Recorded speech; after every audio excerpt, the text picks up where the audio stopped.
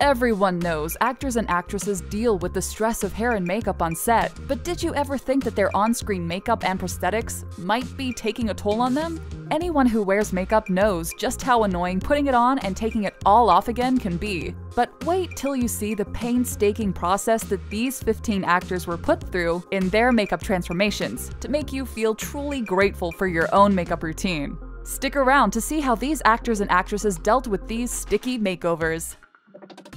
After 20 different makeup tests to find the perfect shade of blue for Jennifer Lawrence's character Mystique, the process of completing this actress's makeup for the X-Men film was already proving to be challenging. Can you believe it took 6 girls 7 hours to fully paint the actress's body? Which every woman knows is our dream come true. In order to keep herself up and at 'em during the application process, Lawrence would either stand or work out on a bicycle to keep her blood pumping. Not only was Lawrence's full blue bodysuit of makeup arduous to get on, but it was painful to keep on, as the actress reported the blue paint to be irritating to her skin, causing boils and blisters to her complexion. Apparently they've simplified the bluing of you. Turns out they never had to do 8 hours of full-blown body paint ever. Oh. As much as the prosthetics used on Anya Chalotra may have added to her role on the set of The Witcher, the very same prosthetics that enhanced her acting abilities also caused her physical harm. And the costume and the blood and the sweat.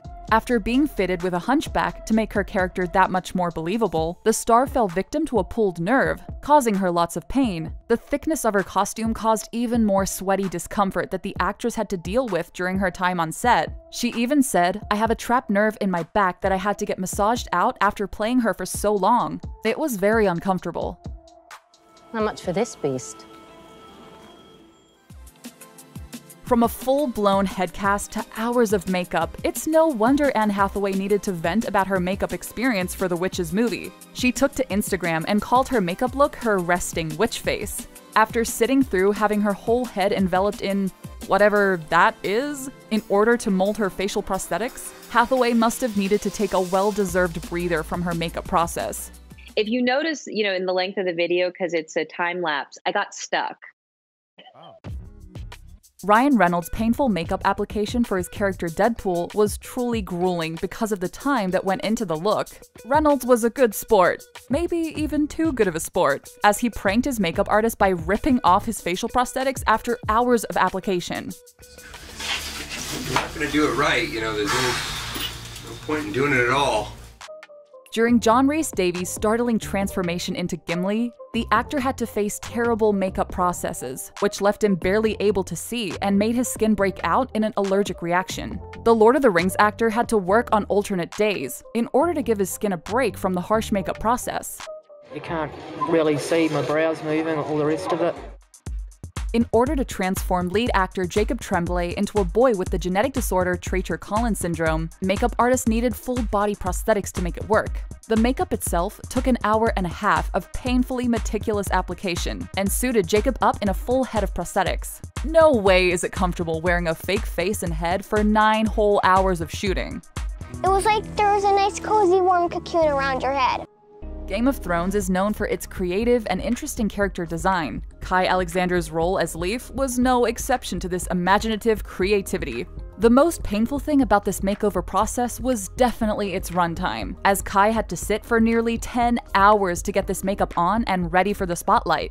I sat in a chair for 10 hours, top to bottom.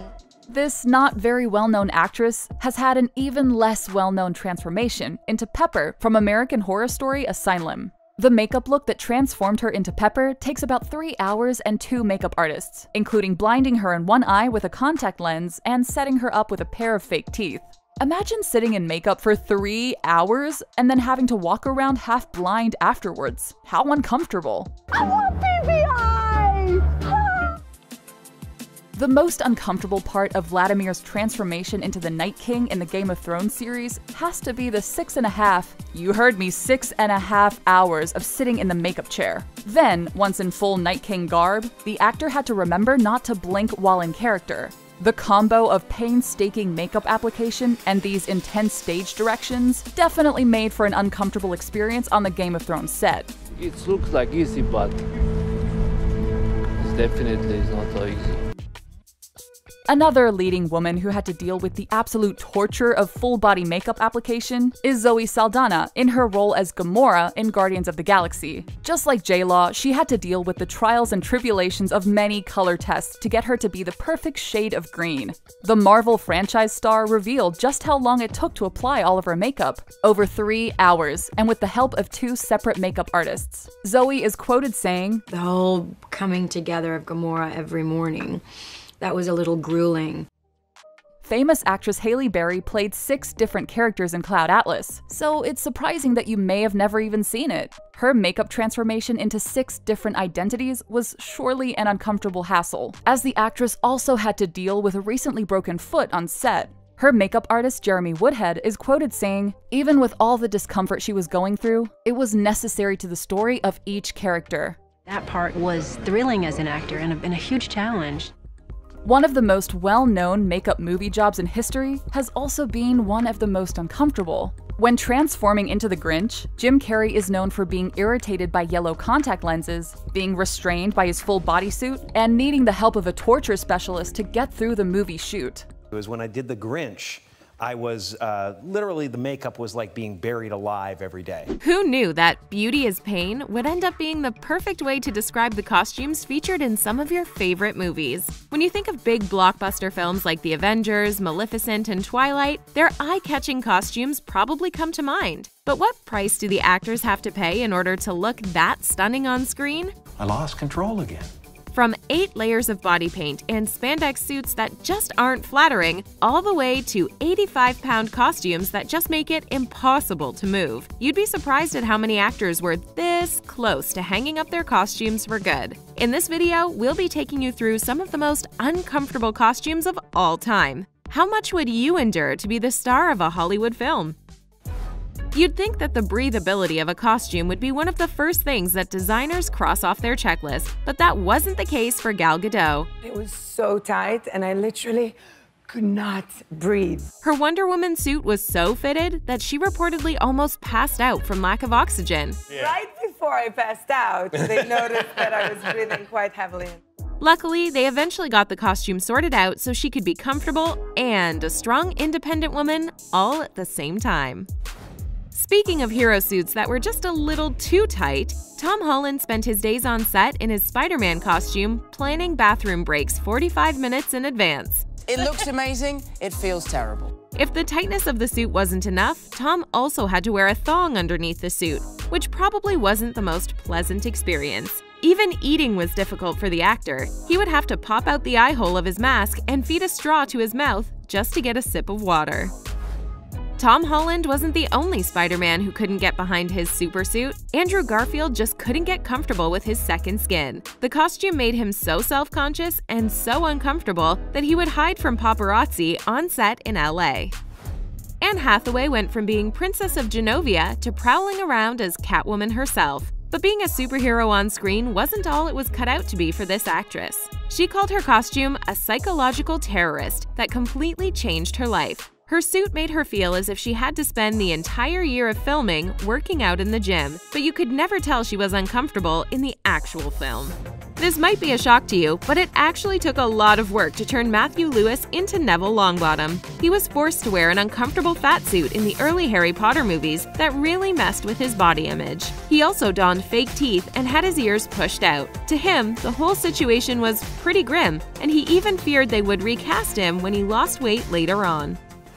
Ryan Reynolds would probably tell you the big red body he had to wear while filming Deadpool is the worst costume anyone's had to endure. He complained on multiple occasions that there was just no room to breathe or to move in his outfit, and it was just overall uncomfortable. It didn't stop him from slipping on the second skin for a sequel, though. Margot Robbie had a non-traditional outfit for her hero film, but it doesn't mean she wasn't just as uncomfortable. You're probably thinking, but it's just a pair of shorts and a shirt. Well, Margot explained just why it made her so uncomfortable. I'm eating burgers at lunchtime, and then you go to do a scene where you're hosed down and soaking wet in a white t-shirt. It's so clingy and you're so self-conscious about it. She even begged the director to mix up her outfit, but they just wouldn't budge. This blazing hot suit may have looked awesome on screen, but it just wasn't practical on set. Not only was it too hot, but Chadwick Boseman took quite a bit of time getting used to how restricting the Black Panther suit was. He described it as suffocating and said it closed off every possibility of air getting to you. Wakanda might be forever, but Chadwick wanted out of that suit as soon as he put it on. Iron Man didn't just carry the Avengers on his shoulders. Not only was Robert Downey Jr.'s Iron Man suit uncomfortable and pinchy, it weighed nearly 100 pounds. Imagine adding an extra 100 pounds to your daily wardrobe and being expected to do your job perfectly. Luckily, in the later movies, they moved to CGI, and now Robert only has to wear a helmet and gloves on top of his motion capture suit. Scarlett Johansson wasn't just uncomfortable in her Black Widow getup, but the suit actually sent her to the doctor's office. As she describes it, the torture chamber was so hot and sweaty that it gave her skin conditions on multiple occasions. So that stuff is a little bit difficult to pick up. Apparently, she was constantly sending photos of her skiing to her dermatologist in Los Angeles. Unlike a lot of his superhero friends, it wasn't the suit that made filming unpleasant for Chris Evans. It was his helmet. Apparently, every time he put it on, he immediately got a headache. According to his co-star Jeremy Renner, he was the worst off when it came to getting an uncomfortable costume. The thing gave him a migraine. It hit weird pressure points. Mark Ruffalo might be the most epic green hero you've ever seen on screen, but behind the scenes looked a lot different. Mark Ruffalo's costume was actually just a motion capture suit that brought him quite a bit of embarrassment and humiliation. He even called his outfit ridiculous pajamas that made me look like a Chinese checkerboard. If you know Star Wars, you know Leia's golden bikini she was forced to wear in Return of the Jedi. Well, maybe it shouldn't be as iconic as it is. Carrie Fisher absolutely hated the costume, and not just because it was uncomfortable or because she was constantly checking for any bounce or slip after takes. She hated that it made her into a provocative figure, something she never wanted to be. Vision has no problem transforming into a 50s TV husband. But things weren't quite so easy for Paul Bettany and WandaVision's makeup department. Disney's new series easily zips between decades, but a lot of genius costume, makeup, and set design went into recreating famous sitcoms and giving them the perfect MCU twist. You won't believe the colors the team had to use to film those black and white scenes. Vision had to take on an entirely new hue. I'm sorry? Here's the wardrobe and makeup magic that went on behind the scenes. Paul Bettany had to wear Vision makeup 6 days a week. And although he says it wasn't difficult to put on, taking it off was an entirely different story. It took more than an hour to remove the makeup, and the actor described it as feeling like his skin was in tatters. To try and save his skin, Bettany started spending 20 minutes in a mobile sauna every day after filming. It loosened the makeup and allowed it to be peeled off without taking any of his skin with it, and it's a pretty relaxing way to decompress after work. That pain will roll over the earth. Seeing the black and white sets in color makes us realize just how much work went into making those grayscale scenes pop on our TV. Lots of blues and purples were used to get the hues to look just right. Costume designer Maya Rubeo even took pictures of potential outfits using the black and white filter on her phone to see how they'd look on screen. This also meant that Vision's red skin had to go because it showed up way too dark on film. Instead, they painted his face blue to achieve the right contrast. Well, we could rather do that. Kathryn Hahn brings the perfect amount of wit and mystery to the character of Agnes. Hello, dear. I'm Agnes, your neighbor to the right. But filming the black and white scenes were hard for her and the rest of the cast for a surprising reason. It was way too hot on set. The show used lighting techniques that were accurate for the era, but they were also extremely warm. Pair that with the thick costumes and live studio audience, and Hahn was spending most of the episode trying not to sweat through her dress. But despite the heat, filming the 50s scenes ended up being one of her favorite on-set memories. Do you set your own jellies, dear? With all of these fashion transformations, it was also important for the actors to learn how to properly wear the clothes. We don't mean how to put them on, but how to carry themselves and even speak differently while wearing them. Elizabeth Olsen opened up about how challenging it was to capture the personalities of women in those specific eras through their fashion, from the more restrictive style in the 50s to the more relaxed vibe of the 70s. The cast even attended a sitcom boot camp where they learned how to walk, talk, and act like retro characters. Really try to make everything very era specific. Elizabeth Olsen loved to collaborate on Wanda's sitcom costumes, especially because she spent time on the set of Full House with her sisters when she was a kid. When it comes to that iconic Scarlet Witch costumes from the comics, Olsen was the one fighting for it to be as comic accurate as possible. She convinced the showrunners to go full out with their Halloween tribute to the original Scarlet Witch, and Maya Rubeo made sure all the colors were bright and accurate, right down to comic Wanda's original pink tights. This is what our show is going to be about for WandaVision. Vision's Halloween costume received the same attention. The green and yellow look, complete with a huge fake Mind Stone, is an homage to how he looked in the Avengers number 57 all the way back in 1968. There are reasons Marvel finally went for the costumes now and not before. For one, the Halloween episode meant the costumes could purposefully look cheap and simple. And two, before they didn't have the rights to the characters' original costumes, but now that Disney owns Fox, those copyright issues are behind them. We can't reverse death. One of Maya Rubeo's favorite characters to dress was Geraldine Monica, especially her groovy 70s style. One of the aspects that her and actress Tiana Paris wanted to include was a natural afro. This allowed them to represent Black culture in a typically white-centric sitcom world. To get inspired to play a sitcom version of Monica Rambeau, Paris took cues from characters like Thelma and Willona in Good Times. And we can look forward to some more interesting fashion moments from Monica in the future. Rubeo promises that the character will appear in more wild and surprising looks before the series is through. I'm Geraldine. Maya Rubeo designed Wanda's wedding dress herself and made it entirely from scratch. If it looks like a familiar old Hollywood style, that's because it definitely is. It pays homage to Audrey Hepburn, specifically her dress from 1957's Funny Face. Vision's outfits also got to pay tribute to some television royalty. For episode 1, Rubeo took a lot of inspiration from The Dick Van Dyke Show and designed a suit and tie from scratch for Paul Bettany. The actor thought it was so unique and comfortable that he wanted to take it home after filming. Excellent plan.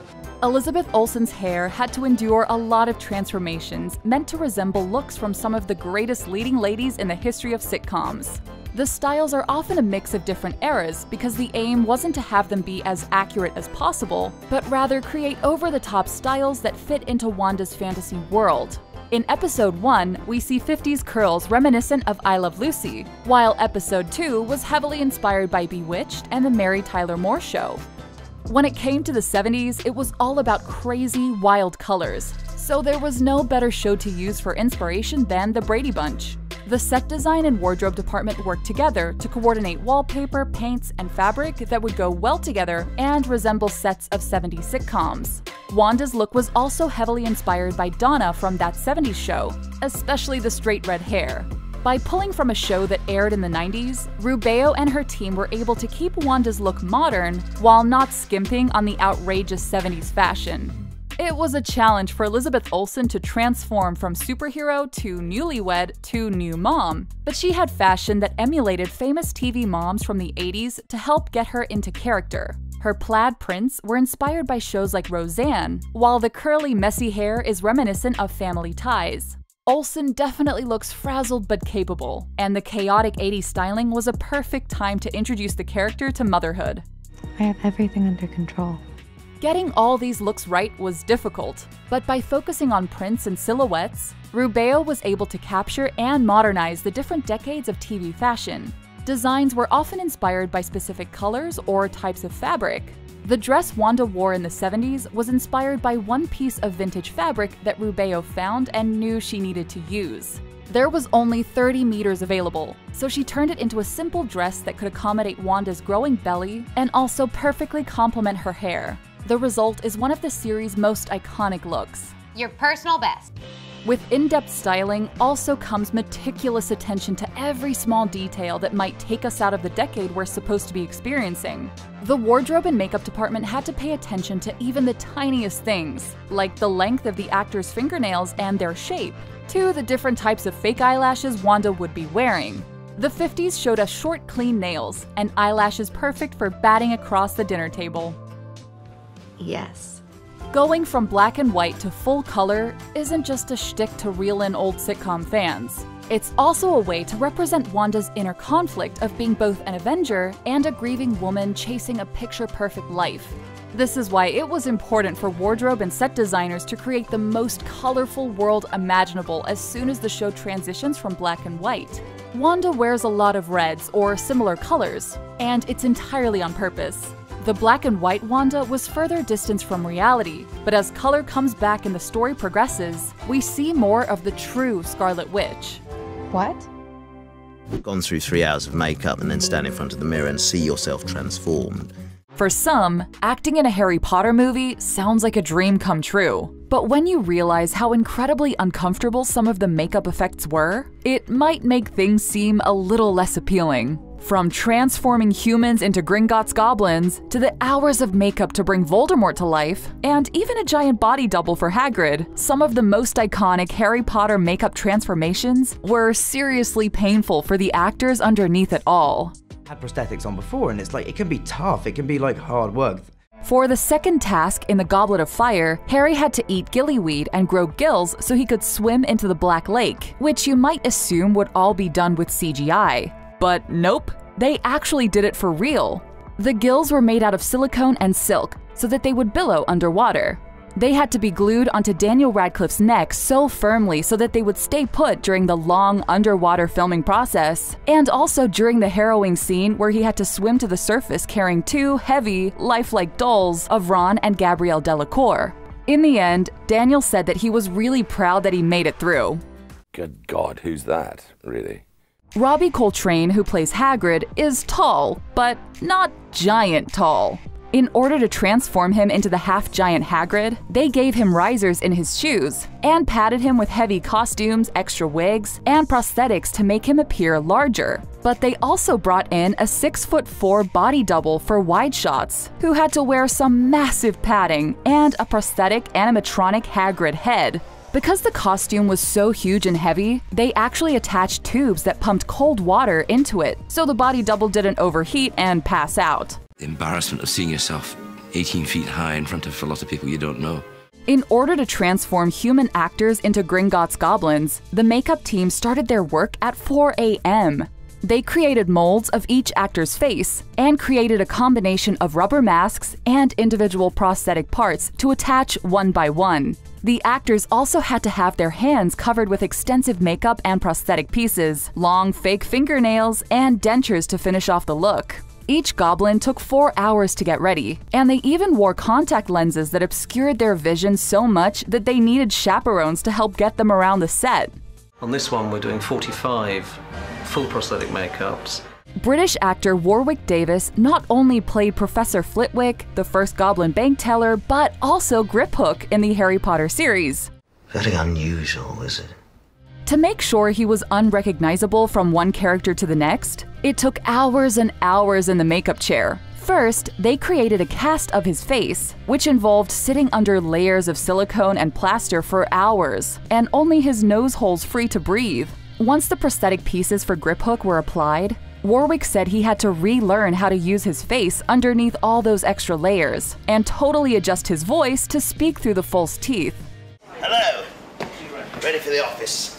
In order to make the actor who played Dumbledore's brother Aberforth look as much like Michael Gambon as possible, they used a lot of makeup and extensive wigs. The makeup crew added silicone to his forehead and face to push back his hairline, applied prosthetic bags under his eyes, completely changed his eyebrows, and, of course, added his long hair and beard to finish off the look. It was quite interesting because, in a way, you were working on a blank canvas.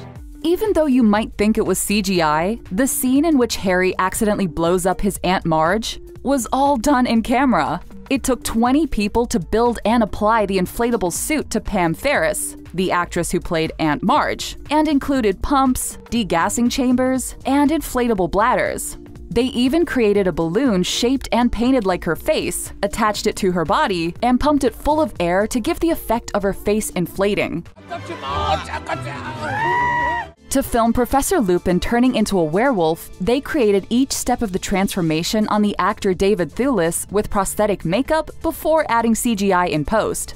The makeup team wanted to avoid the cliché werewolf transformation, so they focused on changing his eyes and bringing out the 2 huge scars across his face with makeup and silicone. Each step of the transformation took 6 hours to complete, and they actually built fake, moving body parts that were attached to David so they could capture as much as possible in camera. That turned out not to be practical, much to my relief, because it looked really very uncomfortable to do that. When it came to Peter Pettigrew, the makeup team tried hard to connect the human version of Pettigrew to Scabbers the rat through his hair, skin texture, and hands. The actor sat for hours in the makeup chair as they added the gray, balding wig, browning teeth, dirty, pointy nails, and skin texture until he was almost entirely covered in makeup and itchy fake hair. It's a horrible profession. But I think you should be an actor. Even though we might not realize it, Lucius Malfoy undergoes a serious change over the course of the Harry Potter movies. The actor said he went from a simple, natural look and wig application to a lot more time in the makeup trailer. They added prosthetic bags under his eyes and very heavy, pale makeup to make him look as tired and unhealthy as the character needed to be.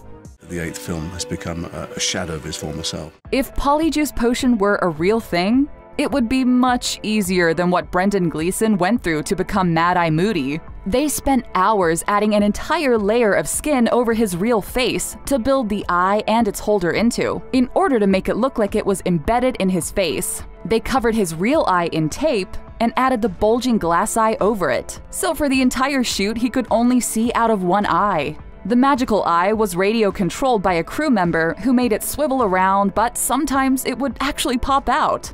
Sponge the transfers onto my scalp and face. Seeing Voldemort for the first time was a huge undertaking because of how enormous the fans' expectations were for that exact moment. In order to transform the handsome Ralph Fiennes into the Dark Lord, they used a combination of makeup and prosthetics. The process took hours, but luckily he only had to do the full transformation about 60 to 70 times throughout the whole series, and about 50 of those times were for the last 2 movies. Rafe still wanted to be able to act under it all, so they covered his eyebrows, reshaped his eyes, added long, creepy fingernails, and false teeth. But the transformation wasn't complete until they removed his nose using CGI. Sort of slightly translucent, vein-like quality. We all remember the scene where Harry breaks his arm playing Quidditch, and Gilderoy Lockhart comes along to fix it, but ends up removing all the bones instead. Well, that wobbly, boneless arm wasn't CGI at all, but was actually a prosthetic that they actually attached to the real Daniel Radcliffe. And guess what? He still has it. Along with a few pairs of Potter glasses, Daniel said that he has that creepy fake arm sitting in his attic, all these years later. I don't seek them out. When creating Professor Trelawney, Emma Thompson had the idea that since she is always looking into the future, the divination teacher can't really see where she is in the present. So they came up with her famous Coke bottle glasses. While they were perfect for making her eyes look very funny and large, they were actually quite uncomfortable as they magnified everything around her. You must look beyond. For the enormous battle at Hogwarts, the makeup team worked overtime to apply fake blood and wounds to the literally hundreds of actors and background performers playing the students and members of Dumbledore's army. The actors, especially Matthew Lewis, who played Neville Longbottom, had to wear itchy, uncomfortable fake blood and silicone prosthetic wounds for days on end during filming, which got very tiresome in the end. Which was great to start with, you know, blood and cuts and bruises, and it takes like 2 hours. To transform the very young, very famous actors into older versions of themselves, it required lots of prosthetics and makeup, but not too much. According to the crew, the first old age test made Ron look about 75 years old and seriously unhealthy. Eventually, they found a good balance. Did it work? Well, that's for you to decide. What's the matter, baby? You don't think I look pretty like this? Have you ever been wowed by an actor's on-screen transformation? With CGI, there's not much we can't bring to screens today. But some productions still opt to use classic makeup and prosthetics to bring characters to life. For good reason. Check out these epic makeup transformations you won't believe. Kristen Stewart played Bella Swan as both an ordinary human and a lethal vampire. But in between those two states, they had to make it seem like Kristen Stewart shed 30 pounds. While pregnant with Renesmee in Breaking Dawn Part 1, the makeup department had their work cut out for them when it came to Kristen. She had to wear prosthetics on her cheekbones, collarbones, and chin to give her face that sunken effect. The rest of her body was all done with CGI, but who would have thought her face was all done with makeup? For a human, I can't imagine that it gets any better than that. Because of how intense Pennywise looks in the It films, a lot of people probably don't even know who the actor is behind the killer clown. Well, his name is Bill Skarsgård, and he looks nothing like his character. His absurd-looking clown costume was also done with makeup and prosthetics. Come on, how is that even possible? Meet Georgie. Georgie, meet Pennywise. Jacob Tremblay is the next Brad Pitt of Hollywood, and you can't convince us otherwise. Just look at his performance in the film Wonder as Augie. Literally phenomenal, but it wasn't just his acting that brought the character to life. The makeup team worked themselves to the bone applying prosthetics and makeup in order to showcase Augie's facial differences. He even had to wear a neck and face piece to bring it all together. Bad days? Do people avoid touching you? It couldn't have been easy for Ross Marquand to keep still while he got his makeup on for Red Skull.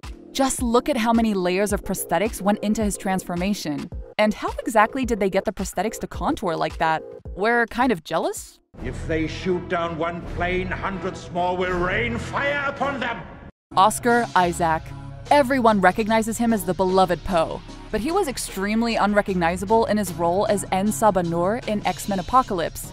He had so much prosthetic and makeup on that you probably wouldn't have made the connection to Oscar when you saw the character on screen. Oscar claims it was so intense he couldn't even move his head, and at the end of the day, the makeup literally had to be scraped off of him. I know you can hear me. Okay, we for sure thought this one had to be CGI, but we were wrong. Idris Elba joins this list of actors because he spent hours every day getting prosthetics glued on. In the end, it gave us the character Krall in Star Trek Beyond, so we're not complaining. Please someone give these makeup artists more credit. Arnold Schwarzenegger's famous line, "I'll be back," made the Terminator epic, and so did the makeup department. Prosthetics and details were used to give him that peeled-back robot look underneath his skin. In fact, the makeup was so specific that the makeup team and the camera operators teamed up and figured out the angles that the makeup would look best during filming. Leonardo DiCaprio gave everything he had when it came to playing Hugh Glass in The Revenant. He literally fought a bear, but the special effects team also had a huge role in this Oscar-winning movie. His realistic wounds and even his dislocated ankle were all achieved using prosthetics and makeup, not CGI. No, he won't. He's afraid. Robert Englund's transformation into Freddy Krueger was revolutionary for its time. The makeup was phenomenal, and as the years went by and more films continued to come out, the makeup only got better. It was all thanks to prosthetics and a very talented special effects team. Bring me more. Mike Myers is hilarious, and so is his character, the Cat in the Hat.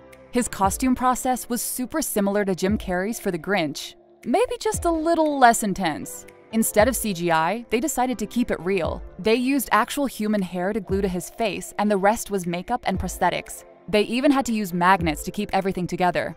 Let's take a look under the hood. Because when you've got a corset on, my waist was about 20 inches and you absolutely can't breathe. Sailing the high seas and getting into swashbuckling pirate fights may seem like a good time, but transforming yourself into the look of a pirate can be less than desirable. To convincingly create scenes that take place in the 1700s, it was vital that all the actors who appeared on screen looked the part. The application of makeup and prosthetics on an actor can be a long and grueling process. The complex makeup and costumes worn by actors can cause extreme discomfort, pain, and in some cases, physical injuries. Which actors experience the most pain and discomfort due to their makeup and costumes? Skarsgård's bootstrap Bill Turner had the unique distinction of being the only member of Davy Jones' crew who wasn't computer generated. However, that may not be as cool as it sounds. Skarsgård had to undergo a grueling makeup process, spending 4 hours in the chair to achieve his rotting ship look, and was dubbed Bouillabaisse on set because of the appearance. He said that they couldn't shoot for more than 3 days straight because he would get rashes from the makeup. And when he was done filming for the day, it took an additional hour and a half to remove the heavy makeup and prosthetics, which wasn't too gentle on the skin. We applaud Skarsgård for his commitment to the role, and even though it sounds painful, the makeup looks great. Captain Salazar and his crew are some of the coolest looking beings in the Pirates franchise. And while CGI had a big part in making that look possible, practical effects were also a major part in creating the effect. The makeup team went with a cracked earth look for all the skin on the cursed pirates, using prosthetics and paints. Javier Bardem spent 3.5 hours every day in a chair getting his makeup and prosthetics done, which became a very repetitive and tedious process. Bardem also had dots and some blue screen on his face to help the animators in post. The end result is a truly awesome effect, and all the time that went into making it was well worth it. Well, it took me a little while to adjust to the time frame. Hector Barbosa is one of the most memorable pirates from the franchise, and his awesome look is a big part of that. It took about an hour and a half for Jeffrey Rush to get into his full pirate makeup. This included wearing fake, rotten teeth and wearing contact lenses to make his eyes look more dead and yellowish. Having fake teeth and contact lenses in all the time wasn't a comfortable situation. Even though this caused Rush some discomfort, the end result is a grimy, sword-wielding captain that is probably the image a lot of people conjure when thinking of a pirate. Get back on your bloomin' cockroaches! It's been 18 years since The Curse of the Black Pearl was released, so we'll forgive you if you forgot this character. Jacoby was one of Barbosa's undead crew members, who had a very specific physical attribute. His beard was on fire. And this wasn't a camera trick or CGI. The makeup and effects department made a fake beard with wiring in the dreads that were used to light incense, which actor Vince Lozano actually wore while it was lit. They had to relight his beard between takes, and it's just as dangerous as it sounds. Lozano was burned several times, the beard would occasionally catch on fire, and it would also burn other people when his beard would flip into them. You kind of always smell burning hair around this guy. Perhaps next time they should use CGI instead. No fair. Ragetti is one of the most fun and lovable characters in the series, with his signature look and fake eye. Mackenzie Crook, the actor behind Ragetti, didn't actually have a fake eye. Instead, he wore multiple different types of contact lenses while filming. Soft lenses were used to give his eyes a certain grimy look, and hard lenses were used to represent the fake eye, as the lenses physically bulged out Crook's eye. These hard lenses can be very uncomfortable, but Ragetti didn't let that stop him from putting on a memorable performance. Hi. Before Elizabeth Swann became the badass fighter on the seas, she was the pristine girl who dressed in perfect clothing. This included a corset in the first movie, which wasn't very comfortable. Knightley said that being in a corset is positively awful, and that it makes it difficult to breathe. I can't breathe. Ironically, that is the plot point used when she is in the corset in the movie. Luckily for Knightley, the later movies saw her wearing more loose-fitting clothing to adjust for the extra movement and fighting she was doing. The Pirates of the Caribbean movies are extremely large in scale, and this includes a very big cast of extras. Anytime you see a pirate on screen, a ton of time and effort went into creating the look. Pirate clothes arrived new, so the crew had to weather and age them by putting them into a cement mixer with bricks. They also dirtied the clothes, which meant actors were spending hours in the hot sun with dirty clothes on. They had upwards of 50 makeup artists at a time, getting the actors ready and keeping them looking the right way throughout the entire shoot. Not the most pleasant or comfortable experience, but it definitely sells them as real pirates. Even though the main focus is on the pirates, don't forget the townsfolk that appear in these films. Like the pirate crews, there were a ton of townsfolk extras, which required a lot of clothing. Costume designer Penny Rose said for the first film, they ordered 900 pieces of costuming for the extras. And these clothes weren't the most comfortable to wear. Some of the women had to wear tight corsets, just like Keira Knightley did, and some of the men had to wear tight neckerchiefs. The fittings were done on the fly, as actors were constantly swapping clothes to get the proper fit. This made things chaotic and difficult, as there were so many extras that it was nearly impossible to keep track of it all. Rose said the entire process was a madhouse, especially since most of it took place outside in the hot sun, but she definitely achieved the right look in the end. Johnny Depp's portrayal of Captain Jack Sparrow is iconic, and so is his look. To create the signature look we know and love, Depp had to go through a very specific makeup and costuming process to make sure his look remained consistent across all films.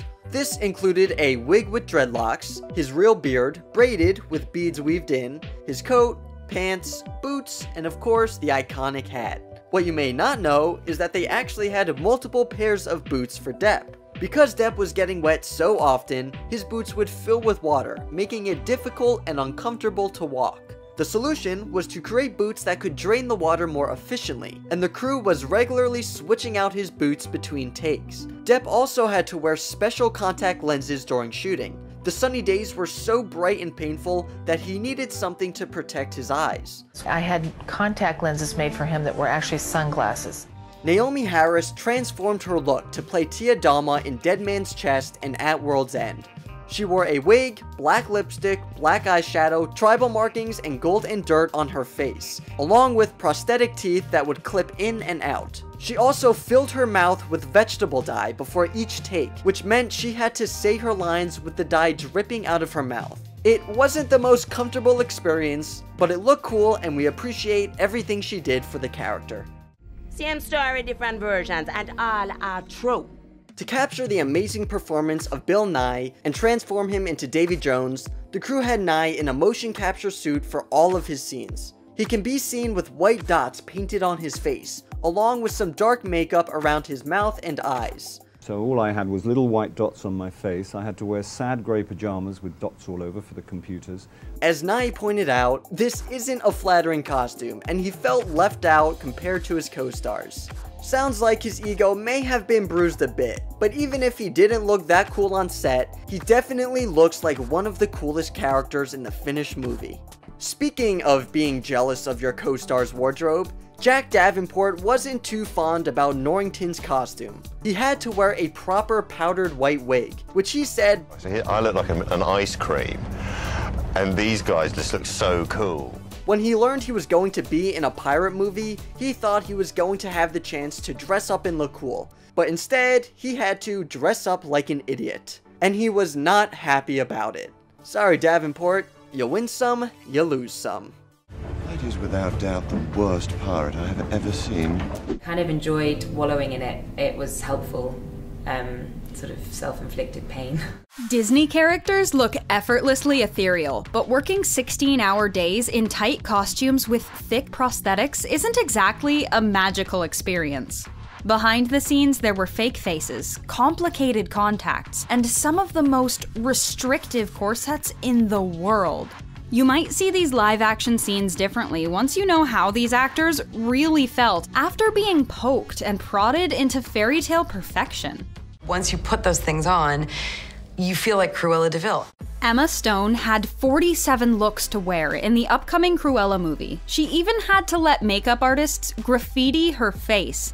But the most challenging outfits for Emma were those which had super long trains. Particularly the garbage truck dress, which had a train that was 40 feet long. It's like things you only ever imagined and think you would actually put on your body and carry behind you on a garbage truck. She couldn't even move with it on, so the train had to be added to the dress after Emma climbed on the back of the truck. A scene we'll have to wait to see in the movie if we want to know how well she actually pulled it off. For Cruella, Emma Stone did a lot of climbing while wearing epic dresses. This look, with an incredibly long red train, had to be worn while the actress climbed on top of a car. Pulling the skirt around the car without it getting caught was the hardest part, and not letting the weight of the dress pull her to the ground. Co-star Emma Thompson gave her props for her skill in maneuvering the heavy dress, saying she had to put it around the car about 1,000,000 times because it was so hard to get right. Every single part is so beautifully played. To become the Beast, Dan Stevens had to walk around on stilts and wear a 40-pound prosthetic muscle suit covered with visual effects indicators that tracked his every movement. He compared the stilts to wearing 10-inch high heels. It's an ordeal for my calf muscles alone. Thankfully, he wore a cooling unit under his suit that could be plugged in between takes so he didn't overheat. What a regrettably large head you have. I should very much like to have it. It wasn't just CGI that made the Red Queen's head huge in Alice in Wonderland. Helena Bonham Carter also had a prosthetic forehead applied to make her head seem larger and push back her hairline. The 3-pound wig on top of her head didn't make things any more comfortable, and costume designer Colleen Atwood outfitted her with an Elizabethan dress with a high collar. The actress's head was then digitally enhanced to appear 3 times its normal size on film. But that meant Helena had to be really careful about not bringing her hands anywhere near her head while acting, so they wouldn't interfere with the special effects. They reminded me ever so often that I was much wider than I thought. Ever find yourself wishing you had a pair of Cinderella's glass slippers? Well, you should count yourself lucky that you don't. While the original plan was to have Lily James wear the slippers, it turns out they were much too painful and she couldn't even get them on. It doesn't fit a foot. Because it's made of Swarovski crystal. Real ones were designed for the film, but the slippers we see the princess actually wear are completely CGI. They're made of glass. Yes. Turning Johnny Depp into the Mad Hatter involved some complicated contacts and crooked teeth. He was transformed by makeup artist Valley O'Reilly and hairstylist Terry Belial. The orange wig and clown-like makeup was a daunting task. But what was most uncomfortable were these kooky contacts the actor wore for all his scenes. But Depp knew exactly what he was signing up for, since the Mad Hatter's look was based on watercolors by the actor and director Tim Burton. Oh, great one who summons me, terrible one who commands me.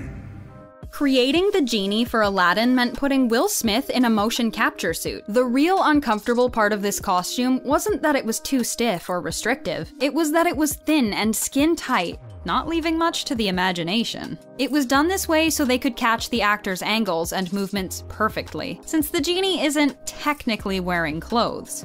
That is actually me. It's a 100% CGI character. Emma Watson loved Belle's yellow ball gown, but it was actually a deceivingly thick dress to wear. It was made from multiple layers of satin organza. To add a modern look to the gown, 2,160 Swarovski crystals were added to the top layer of the dress. Multiple copies of the dress were created for these scenes, taking over 12,000 hours to make in total. I had the big dress on, he had the ridiculous beast thing going, you know, we were like, it was very bonding. To accommodate Aladdin's running along rooftops, the design team traded pointy-toe slippers for sturdier, custom-designed ankle boots, but not every one of his outfits was made for comfort. Aladdin eventually has his Prince Ali makeover, and has to wear copious layers of ivory and gold, including a long cape and an oversized turban, embellished with ostrich feathers. It was sweltering in the heat, so performing in this costume was the least fun part of filming, no matter how good he looked. Did you know that acrobatic performers have to wear tight corsets despite all their flips and tricks? Actress Eva Green found that out the hard way when she performed many of her own aerial stunts in Dumbo. She had to trade her comfortable and flexible training outfit for a circus outfit that was much more restrictive and had many decorative pieces for her to be aware of, as well as a perfectly coiffed wig. Colleen Atwood designed the costumes as circus performer accurate as possible, which meant a pretty tight, stiff bodice. And I was so scared of heights. It was a real phobia. And I really panicked at the beginning. Any brunette who bleaches their hair will know it is not easy. But for Alice in Wonderland, actress Mia Wasikowska insisted on having her hair really bleached to the perfect blonde instead of just wearing a wig. She went through endless hair dyeing sessions and touch-ups during filming, and since her hair is pin straight, the waves had to be touched up between almost every take. The fairy godmother's dress in Cinderella was the biggest dress created for the movie, with incredible volume that actress Helena Bonham Carter was basically swimming in. So the dress was a piece of architecture. Sandy Powell spared no effort designing the costume.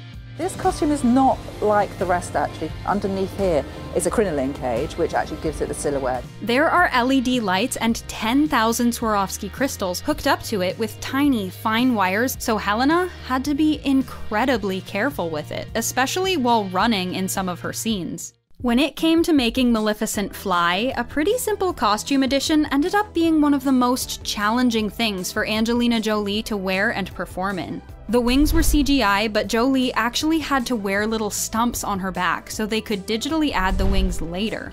This proved a challenge because she had to always be sure to move as if she had huge wings protruding from her back. The most painful part of getting these wings just right was the fork-like rig she and other flying characters had to be hooked up to when filming their flight scenes. Mulan's costume designer, Bina Degler, knew exactly how she wanted to bring one of the character's most iconic looks to life. But it wasn't an easy outfit for actress Liu Yifei to perform in. There are multiple layers of robe, underdress, panels, and a sash that all add drama and flow to the outfit. It nearly took 4 weeks to embroider and 40 feet of material. It wasn't as light and easy to move in as it seems, so actress Liu Yifei was tasked with making movement in the heavy costume look effortless. That might be not every day everyone could experience. Creature actor Ed Osmond had to wear a very strange suit to become Dumbo. While all we see on screen is the incredible CGI, behind the scenes he had to wear a green suit and crutch-like arm extensions. He was walking on all fours for about 3 hours per day, proving his role in the movie was one of the hardest to master. Becoming Elliot the Dragon for the live-action Pete's Dragon was another daunting task that required a huge green suit. Motion capture actor Eric Sinden had to wear a massive green wire mesh head so it would look like the actors were really interacting with the dragon. Sure, it was heavy and bulky, but the size also made it super easy to track, and later alter with CGI. We were able to capture exactly what he was seeing, and we were going to be able to put that back on the screen. Makeup artist and designer Denise Kum was responsible for Mulan's incredible matchmaking makeup, but the look was thick and made facial expressions challenging. Each stage was layered with a mix of pigments, fashion makeup, and conventional makeup, and it was all literally painted onto Mulan's face. While Mulan cuts her hair in the animated version, designing hair for the live-action version was also much different, and involved applying tons of hair pieces to Liu Yifei's hair. Lily James and the live-action Cinderella were in the news a lot over reports that her waist had been digitally shrunk in her ball gown, but in reality it was just a very tight and painful corset. I'm in this corset, so it's really hard to breathe. It took 20 minutes to get Lily in and then out of the dress and corset, which took 20 people to make and featured 10,000 Swarovski crystals and 3 miles of hems. Princess Jasmine has more than 10 outfit changes during the film. The most painful dress Naomi Scott had to wear was this royal pink number. The bodice was tight and restrictive, and it was embellished with heavy gold coins that the actress had to be careful not to rattle too much or catch on anything while moving around. The most challenging costume for Emily Blunt to wear as Mary Poppins was this dress. While they look like they have ruffles and fabric details, it's all painted on to blend in with the animation of the scene, which also affected the way Emily had to wear the costumes. She had to carry them as if they did have ruffles and voluminous skirts, and make sure her movements didn't make the dresses fall flat, turning 2D designs into a 3D dress. You won't believe how many of these actors didn't have any CGI used for their MCU character. Instead, they had hours in a makeup chair.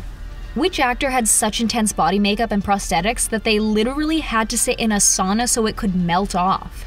How about the actor who carried an extra 8 pounds of weight on their head alone? CGI magic is impressive, but these extraordinary makeup, prosthetic, and costume transformations will blow you away.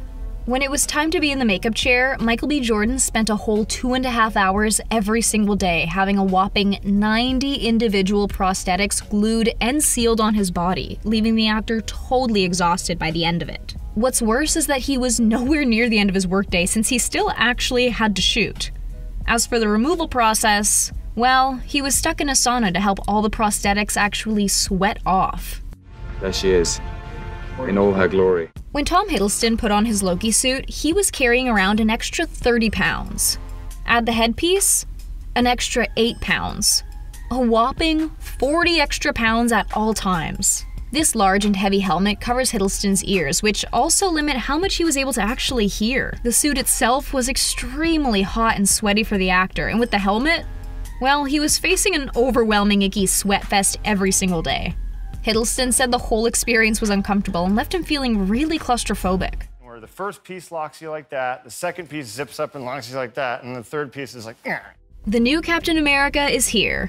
But for Wyatt Russell, it's been a long time coming. He auditioned for the role years ago. When he was cast as the new Captain, he actually asked if he could wear Chris Evans' suit. What we see him in here in The Falcon and the Winter Soldier, though, is a new costume made just for him.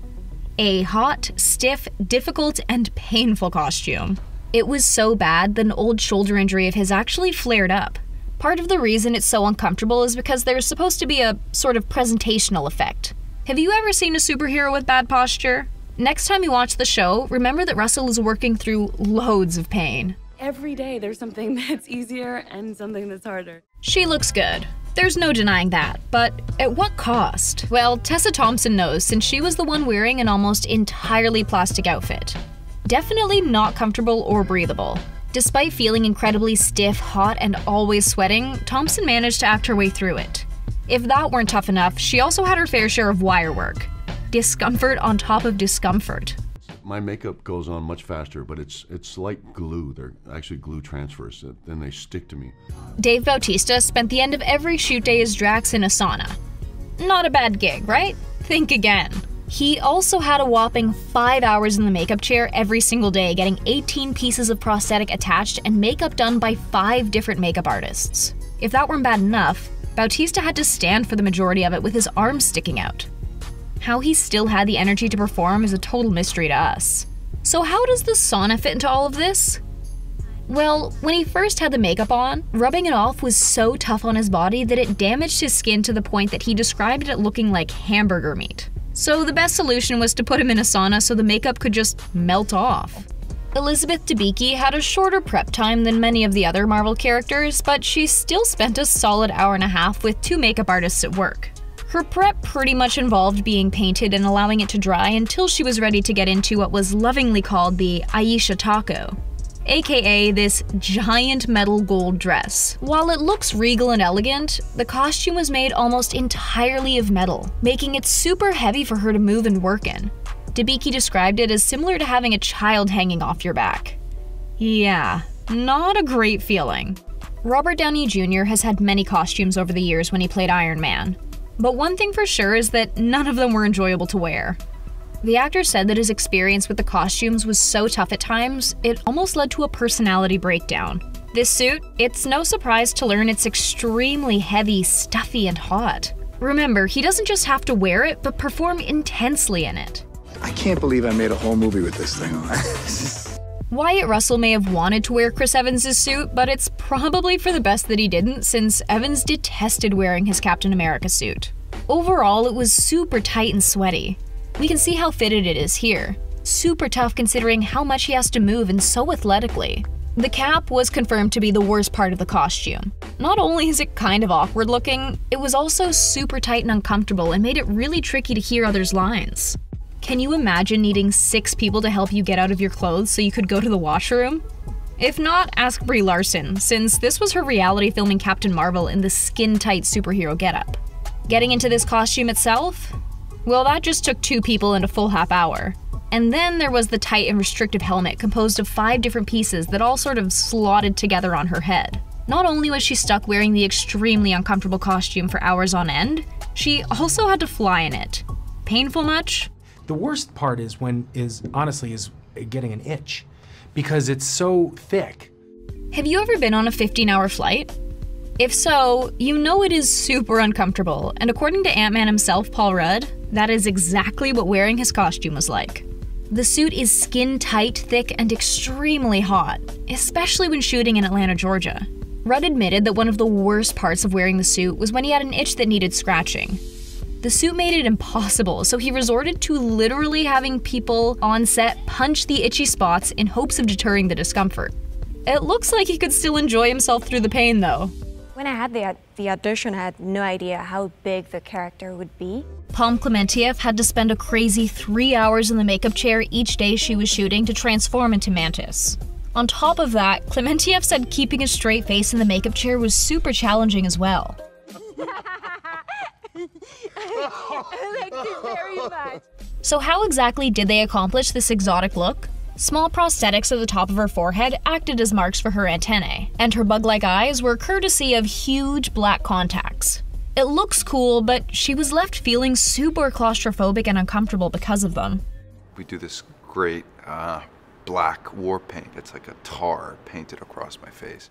Ronan the Accuser looks incredible on screen, but how much work went into bringing him to life? Well, Lee Pace spent countless hours sitting in the makeup chair being painted a periwinkle color, having veins painted in, and of course, these thick black bits on his face.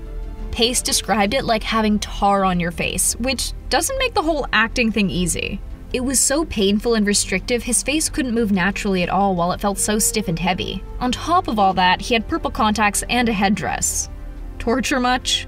Even just to do this is like 2 pounds, 6 pounds, 10 pounds, 50. When Michael Chiklis took on the role of the Thing in the first 2 Fantastic Four films, CGI wasn't quite as advanced as it is now. So, he wore a full suit made out of latex and rubber. It took 2 hours to get the full costume on, prosthetic teeth included. When it came to performing, Chiklis struggled with such a stiff costume that made simple tasks like sitting or picking up a bottle of water extremely tough because whenever he moved, the suit would actually tighten and tense up, leaving him in loads of pain. It was the hottest I've ever been. Typically, we hear about actors having to get in shape for their Marvel roles, but it was a totally different story for Chris Hemsworth. While he didn't gain weight for his time as Fat Thor, he did carry around some extra weight. An insane 60 to 70 pounds to be exact. Oh yeah, that's just how much the prosthetics weigh without armor. The suit limited how much he was able to move and was generally extremely uncomfortable and super hot. And I was like all swollen underneath the makeup, and it was... Turns out a trip to Hawkins isn't all sunshine and daisies, both on screen and behind the scenes. Stranger Things has had their fair share of goriness and horror over the past 3 seasons, and while we may think it looked epic on screen, it's at the expense of the cast suffering through just as many hours in the makeup department as they do on set. It's time to find out just what would make the Stranger Things cast want to trade a day in prosthetics for a trip to the Upside Down instead. I've been waiting to meet this King Steve everybody's been telling me so much about. Both Billy Hargrove and Dacre Montgomery were put through the ringer in Season 3, just in different ways. With the Mind Flayer on the loose and getting mixed up with Billy, it resulted in plenty of wounds. Wounds that were all created by the makeup and special effects department. There was no CGI or VFX for this character. Dacre spent hours on end in the makeup chair before heading to set each day, and when Billy was at his worst, Dacre was sporting 33 prosthetics at once. 33! Between him and his stunt double, the makeup team had to create and apply 99 prosthetics in one day. He was wearing so much glue that during one of his lunch breaks, his arm prosthetics got stuck to the tablecloth. What made things even worse is Millie Bobby Brown's knee injury actually caused the filming of Dacre's scenes to be pushed up with barely any notice. The makeup department head Amy L. Forsyth said, "I got a call during the hiatus giving me a heads up about doing the post-sauna scene with Billy on the stairwell getting his wounds nursed the day after we were to get back from hiatus. I hadn't even seen a preview for the sauna fight, so I didn't know how he was getting hurt or where his wounds might be." I gotta warn you again, and you're banned for life. The Duffer Brothers were super adamant about including as many practical effects as they could in Stranger Things, which means Season 1 barely required any digital visual effects, including the Demogorgon. The Demogorgon was actually just one big prosthetic suit that was worn by actor Mark Steger. However, opting for practical effects came with some pretty big challenges for Mark. He had to perform some intense stunts in the suit that he couldn't properly hear or see in, but he did say that it helped him remember why he loved film. In the later seasons, the Duffer Brothers eventually decided to move on to more of a CGI route. Let's just say things got a little too gooey. It's crazy, this is crazy, this is crazy! Dacre loved being able to embrace Billy by adding on his bad boy characteristics, like his tattoo and scar. However, it was at the expense of spending more time in the makeup chair. After a full day of filming, Dacre would endure another 2 hours removing the prosthetics from his body, including the prosthetics he needed to cover his facial hair shadow. He wore the prosthetics so much that at one point he noticed his body hair wasn't even growing back anymore. Every day when you spend like 2 hours getting them off, like I remember there was a big cut and scar right here. You can see I've got no hair on my arm there because it's just been months and months of shaving right in that spot. You shouldn't have looked for me. As much as we all love Steve Harrington now, there was a time where him getting beat up wasn't something we felt bad about. But you might feel bad for Joe Keery when you hear what he had to go through while wearing these prosthetics. Not only was Joe sick on the day they shot these scenes, but he had to have menthol blown in his eyes to achieve the desired effects. Ouch! To be specific, Amy shared that his prosthetics included a swollen jaw lump, cut split lip, and a mixture of cotton and dried blood. She shared her process on Instagram and even called Joe a trooper. Ahoy, ladies! Didn't see you there. Will's possession scene took a major toll on Noah Schnapp, both mentally and physically. Not only did he have to put himself in a dark place, but his costume consisted of black contacts that made his eyes burn. His costume was also not designed for the weather. Although it may have looked like it was warm on screen, Noah explains it was filmed in the middle of winter. There was just so much going on. The heaters didn't actually heat up. It wasn't really hot. It was actually really cold because it was winter. The cherry on top of it all was that Noah was so overworked and tired, he woke up the next day with no voice. I was screaming the whole night, and the next morning I woke up and my voice had disappeared. Let me go! Let me go! Movie makeup doesn't always mean gory wounds and scars. Sometimes the actors have a difficult time wearing foundation. Heaps of it. Nancy never really found herself in a situation that led to an injury, but she did spend hours each day in the makeup chair. It may not seem like it, but Natalie Dyer says she wore so much makeup on set that she began suffering from acne. The only solution was for her to amp up her skincare game to prevent it from getting any worse. We asked for forgiveness, not permission. What the audience doesn't realize is that prosthetics can sometimes minimize an actor's senses. In this intense shower scene that Dacre had to film, he was so physically involved that he was actually injured without even realizing. He was only able to see the scrapes and bruises that he accumulated on his body after taking off the prosthetics he was wearing. Just listen to him explain his experience. I was covered head to toe in cuts and bruises, and I took all the skin off the top of my toes. One of Stranger Things' goriest scenes had to be when a Mind Flayer literally hatches from Eleven's leg.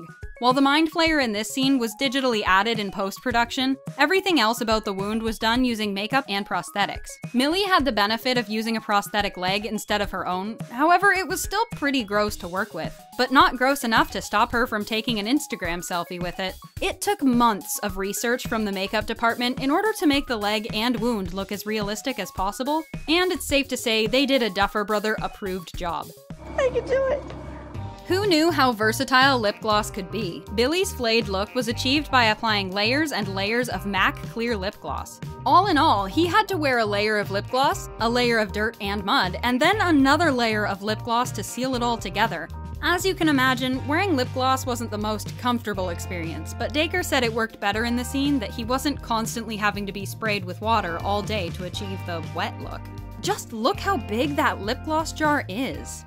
One of the things we've gathered from going behind the scenes of Stranger Things is that Millie Bobby Brown gives her all into her character Eleven, no matter the circumstances. Filming her scenes in the void shook her to her core. Literally, her wardrobe was not cut out for how cold it was on set that day, especially because she was constantly working with water. The Stranger Things art director said, "The one thing you are missing is that it was freezing cold on stage that day we shot this, and Millie was a real trooper splashing around in the cold water. SFX tried to heat it, but it was too shallow to retain any heat." Don't be afraid. Don't be afraid. Don't be afraid. When you think about who the Duffer Brothers were inspired by, Steven Spielberg, Stephen King, and John Carpenter, it's no surprise they went down the practical effects route, even if it was uncomfortable for the Stranger Things cast at times. In addition to all the prosthetics and makeup, they even used practical effects to create a lot of the upside down set and brutal battle scenes like Bob's demise. Did we mention that Will's body double was so realistically made by the makeup department that they were able to pull off the ultimate prank on Noah Schnapp's mom? The question is, what's worse, wearing prosthetics and makeup or fighting demogorgons? After hearing about how Barb's actress Shannon Purser had to eat baby food for her pool scene and Bob's actor Sean Astin had to continuously put fake blood in his mouth, we're going with demogorgons. All jokes aside, the Stranger Things cast truly does give their all into every single episode they film, and these behind-the-scenes moments spell it out perfectly.